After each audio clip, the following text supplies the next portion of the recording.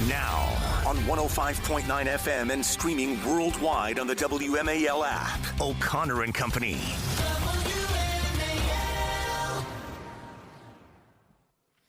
6:07 as we plow into our second hour of this 4-hour extravaganza we like to call O'Connor and Company. Thanks for starting your day with us and letting us be a part of your morning routine. Coming up in 30 minutes, Cal Thomas will join us. 7:05, Daniel Turner, Power of the Future. 8:05, Susan Fricio, Washington Times. And then 8:35, Luke Rosiak from the Daily Wire. In fact, Luke Rosiak has been reporting on a story that's so good, we booked him later in the show, and we're about to talk about that story right now. It's Larry O'Connor. And when I say we, I don't mean myself and the mouse in my pocket. No, I mean myself and the effervescent, joyful, intelligent, and badass Julie Gunlock. Good morning, Julie. Good morning. Thank you. That badass part, by the way, I got from your sons. Oh, really? No. Oh, yeah. Oh, no, they know. They know. Mom's a badass. Absolutely. All right, Luke Rosiak, Daily Wire. We are blessed to have Luke Rosiak in our midst reporting on issues in Northern Virginia mostly, but his investigative powers stretch well beyond just the confines of Fairfax and Loudoun County. This latest story is something that everybody should be paying attention to, and most specifically, hopefully, the Trump administration. Headline is Activist Judges Rubber-Stamped Billions in Suspect Social Security Disability Claims. You know, Social Security obviously provides for retirement money for people. Everybody says, well, I paid into Social Security, I should get my benefits. You realize, of course, the benefits you're getting far outpace the amount of money you put into Social Security. It's not an actual investment account, but that's fine. This is the system that was set up under Franklin Delano Roosevelt originally for widows to protect them in their old age should their husband pass away and they're left without anything to live on. And of course it's been expanded for years and not a whole lot has changed in terms of how the program is funded. And one of the benefits go to people who are disabled, either permanently disabled from birth, and it's a benefit for them. For instance, my son, who is on the autism spectrum and is probably going to be unable to work. We're going to take care of him, but he's also entitled through the federal program to a certain level of Social Security disability payments. There's a lot of children who are special needs who end up, once they get to be 18, get those disability payments as a supplement. Most of the money goes directly to their care and to their therapies and things like that. It's just a thing that we as a society have set up. Now, sometimes... And there's one good thing about this story, other than Luke Rosiak, investigating it and exposing it, and it's at the beginning of the story where people applied for Social Security disability payments, and the Social Security Administration denied the claim.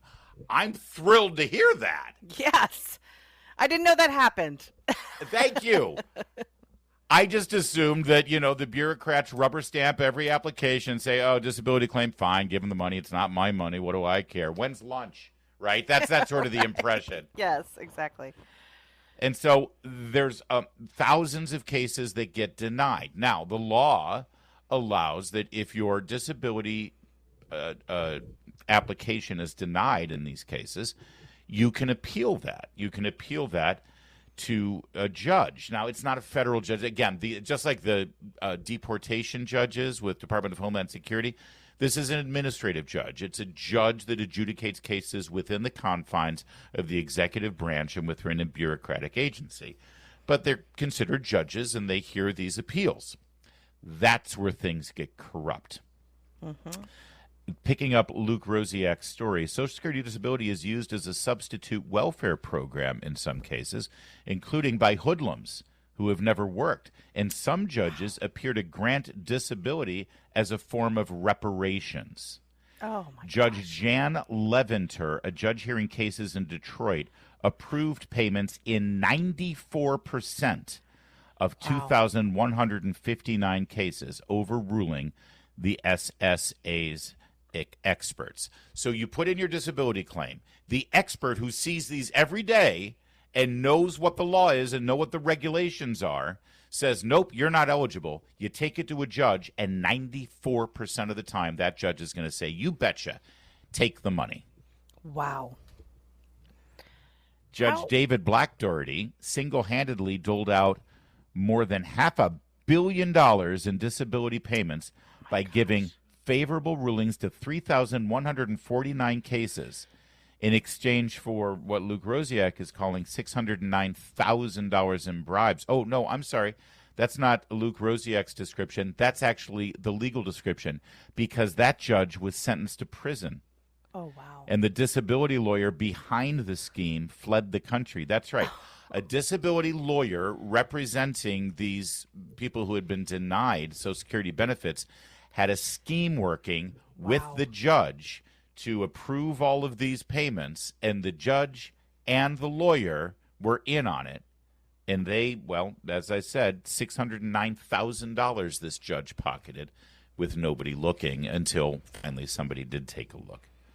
It's an unbelievable story of corruption. Corruption, by the way, that I'm told doesn't exist. Right, exactly. It really is astonishing also that, I mean, I don't know if this was a whistleblower, and I'm sorry, I haven't read the entire article yet, but it really is amazing to me that this didn't come to light earlier.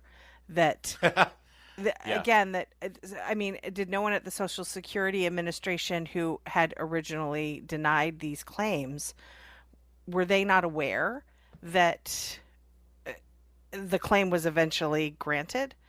It's just, I just wonder how many years this was going on. And maybe Luke, we can talk to Luke about that. Because we'll ask Luke. Luke's going to join us, like I said, 8:35. But the statistics here are astounding. 85 judges overturned Social Security rulings that a person was not disabled more than 80% of the time. Wow. So 4 out of 5 times you get a denial from Social Security for your disability claim. 4 out of 5 times you appeal it to a judge, the judge is going to overrule Social Security. Listen to these numbers. Jennifer Horn, San Francisco, 100% of her 9 cases. Jose Pereira Gonzalez, Fort Lauderdale, 100%. Michael Brownfield, Chattanooga, 95% of 639 cases. Ronald Herman, Oak Park, 95% of 1,200 cases. And it goes on and on and on. D.B. Staley, Mobile, Alabama, 91% of 1,200 cases. Randall Huggins, Charlotte, Tampa, 91% of 1,900 cases. William Wallace, St. Louis, 91% of 2,100 cases. This is what... And as you've heard from politicians for decades, we got to get rid of the abuse. We got to get rid of the fraud. And they do nothing about it. You know, it's interesting. I'm looking at Luke's report here, and he mentions my old boss, Senator Tom Coburn, the late Tom Coburn. But and Luke mentions this in 2013. Coburn sort of blew the whistle on this and talked about how the lawyers get up in front of a judge and there's no one there to represent essentially Social Security or the taxpayer, really. Right. And so Tom Coburn was talking about this in 2013. Wow. Well, that's the problem. When you're spending so much money and you're talking about in the trillions of dollars of deficit spending, let alone the actual money that's paying for these things, you sort of lose sight. It's like, who cares? Who cares? And it's funny, 1,000 here, 10,000 here, 100,000 here, million here. It starts to add up. After a while, it becomes real money. That's not the only reason why Social Security has serious problems right now that can be fixed without affecting people's benefits. What about all of the non-citizens and, even worse, illegal immigrants who are dipping into the system? We've got a story about that coming up in just a moment. Illegal immigrants absolutely participating in Social Security, and Trump's trying to stop it. We'll tell you about it in 1 minute. First, though, 6:15 WMAL. WMAL, making sense of the news. Live from the Home Paramount Pest Control Studios. Home Paramount, the leader in pest control since 1939. Now, about 10 days ago, we revealed to you that extraordinary appearance in Wisconsin that Elon Musk and one of his cohorts, Antonio Gracias from Doge, presented to Wisconsin voters about fraud within the Social Security system, most specifically millions of illegal immigrants and other non-citizens who had obtained Social Security numbers and were obtaining benefits through that program and through Medicaid. And, of course, the left and the media, if they didn't ignore that story, they just claimed that it wasn't true, that it was overstated. No, the Daily Mail has the follow-up here. Illegal immigrants claiming billions of dollars worth of Medicaid and other U.S. benefits. Remember when Barack Obama sold the Affordable Care Act, Obamacare, to the American people and said that illegal immigrants would not be getting any federal money for their health care? Remember when he said that? Yeah, yeah. And it was that one brave congressman in the crowd who screamed, "You lie!" Right. And he was demonized. Yeah, but it was a lie, wasn't it? Listen to Stuart Varney yesterday breaking this down here so you can get the synopsis, and then we'll talk about it. This is cut 2, please. DOGE exposed our immigration asylum disaster. That was the tip of the iceberg. Now, here's the story. DOGE has found that immigration gave a work authorization document to illegals just 5 months after they filed for asylum. That document allowed them to work while they waited to hear whether their asylum request had been accepted or denied. So they could work as an illegal, knowing it would take years before their case was heard. The Immigration Department mailed them a Social Security number. No interview, no proof of identity. Just put it in the mail. Here's your number. In 2021, DOGE says 270,000 new aliens were issued Social Security numbers, 590,000 in 2022, 964,000 in 2023, and 2.1 million in 24, right before Biden left office. DOGE also discovered that 1.3 million aliens are now receiving Medicaid. Millions received driver's licenses, some registered to vote, and DOGE says some actually did vote. Try and square that against Democrat claims that Musk is destroying Social Security. And Amen, Stuart Varney. It just sounds, I could have done that, but it sounds better in that British accent. Larry, Doge is the problem. Doge is the problem. That's right. Doge is trying to, and Trump, they're trying to kill Medicare, Medicaid, and Social Security. No, it's actually being killed by people who aren't entitled. 1.3 million illegal immigrants already have been discovered on the Medicaid program.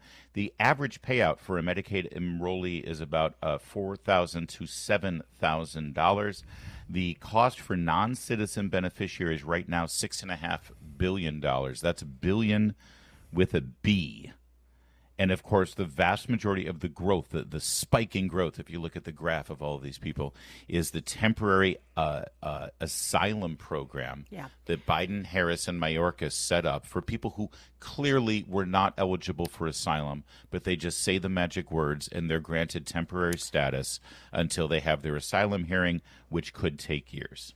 And, Larry, let me just remind everyone that the minute a Republican talks about Social Security, frankly, or any entitlement, the reaction is you want to cut it, you want to kill, the elderly, you want to kill the poor, you're going to gut these programs. You are a heartless, soulless individual who doesn't care about the most needy in this country. You want to get rid of the welfare state entirely. It is so hard to even, there are members of Congress who say we won't touch these issues. It's not a winner. We'll lose the election because of the rhetoric that comes out of the Democrat Party and the media.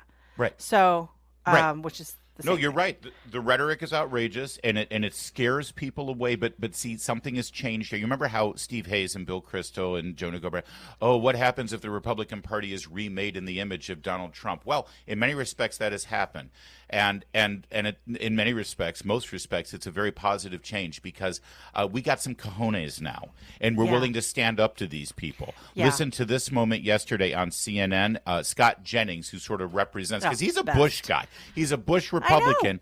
But he took the medicine. He recognizes that it's okay for us to stand up to these people. So listen to the fear-mongering from this law professor, Dante Mills, about immigration policy and deportations, and listen to Jennings. We're sitting here saying that they can grab somebody like Abrego Garcia, who was not supposed to be deported, deport him to a prison, and then when they admit that they did it by accident, they say, it's too late. We have no jurisdiction now. We can't do anything about it. That's not fair, and it can happen to anybody. So, and if we don't stop it now, the scope will get bigger, and then it will happen to you, and then you'll have a problem with it. I think also you're conflating legal American citizens with people who came here illegally. We do this all the time in these debates.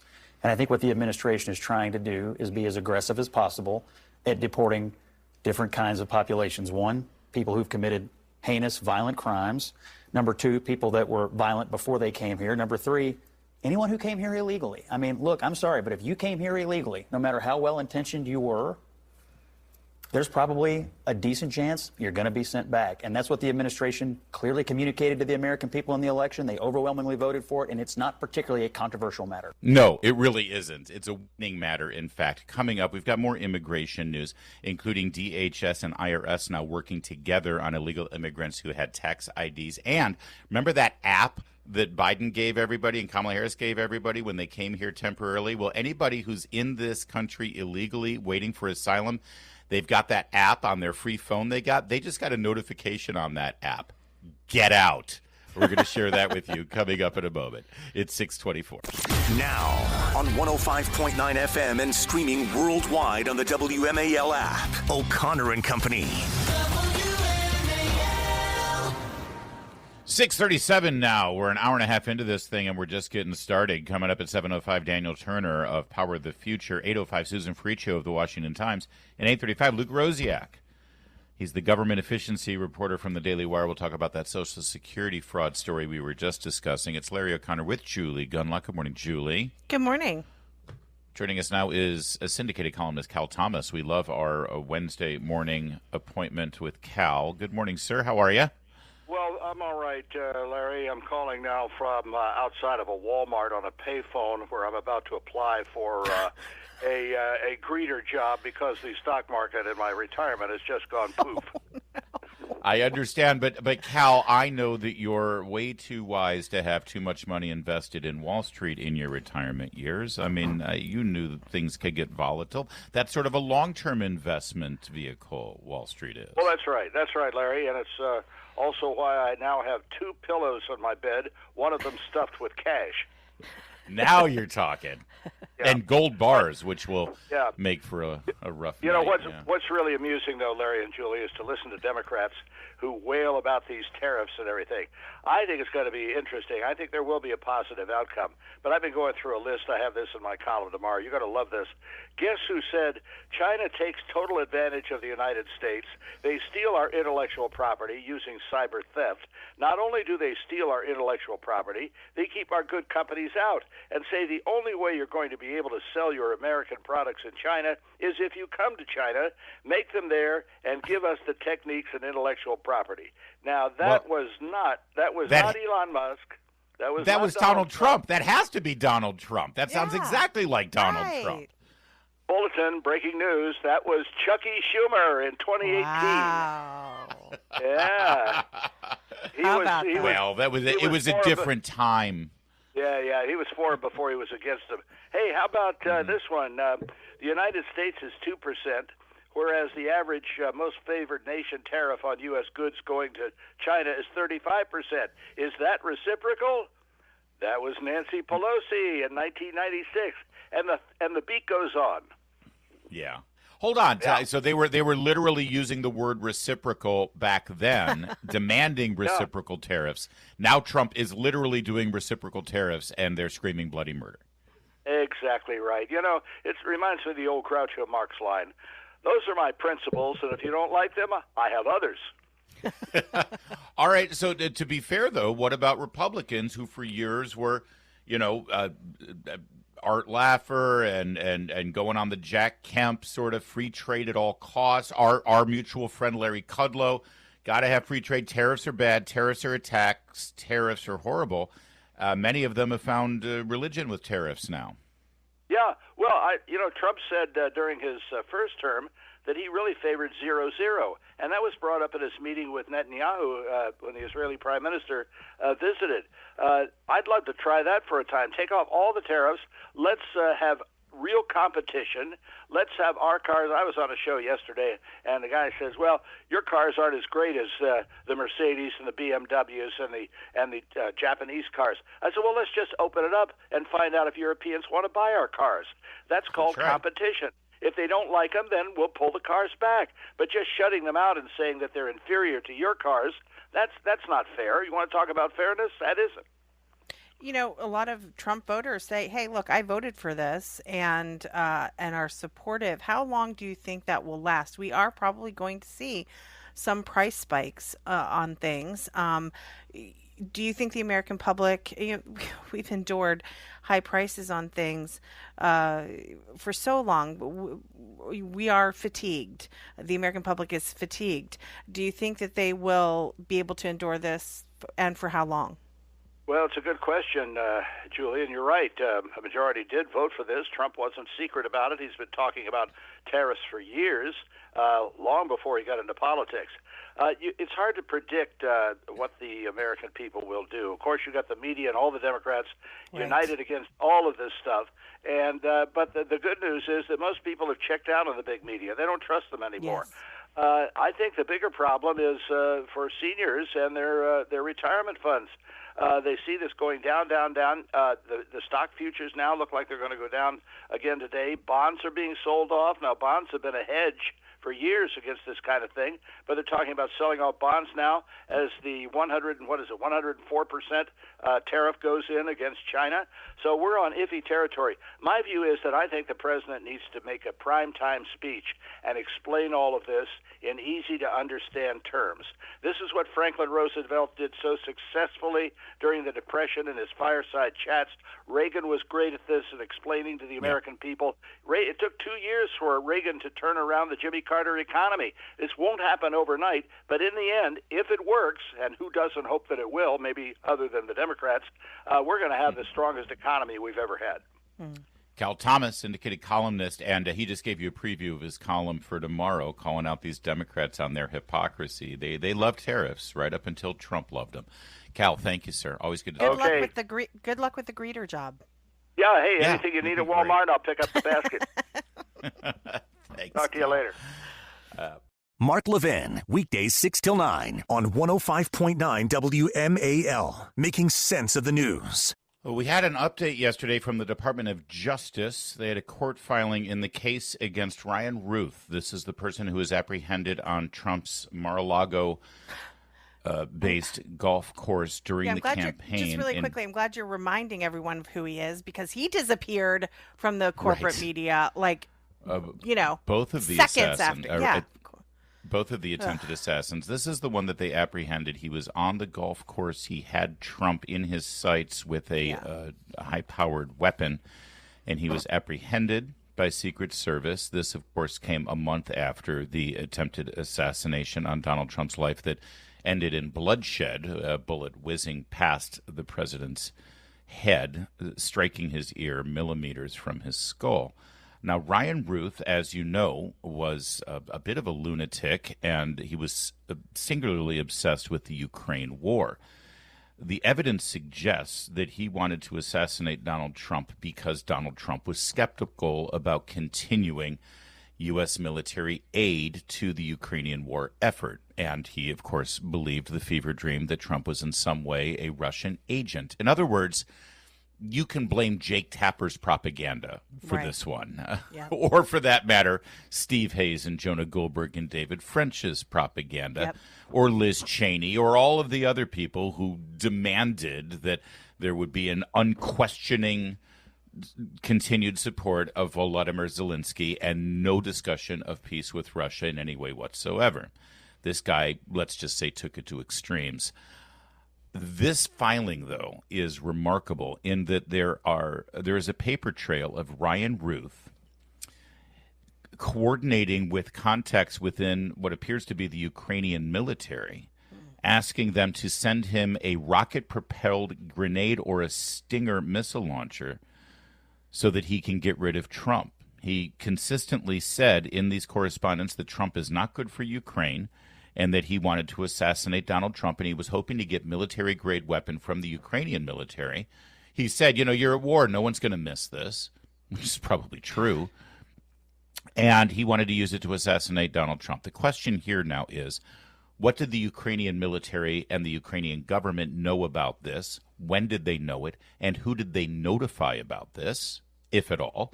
And if they did notify either Biden's Department of Defense or State Department or Justice Department or the White House itself, what did the Biden administration do to prevent this from happening?